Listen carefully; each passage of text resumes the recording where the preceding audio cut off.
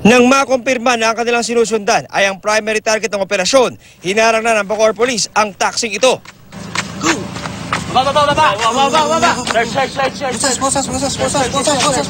Agad pinusasan ng suspect na si Obet Doctor, ang umunoy leader ng Obet Hold Up Robbery Group.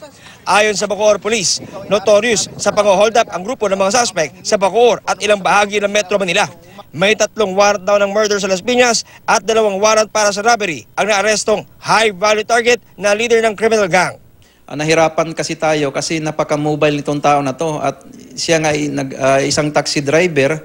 Lately kasi may mga nakita tayong dito incident na ginagamit yung mga taxi. May hold up talaga sila ng mga personalities, yung mga may kaya.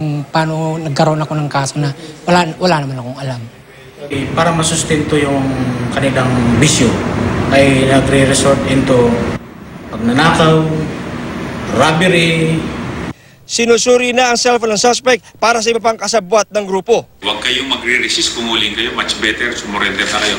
Kung hindi ho tumitigil ng kapulisan pag-account ngayon ng mga wanted person, kasama yan sa kautusan ni Chief PNP. John Consulta, GMA News.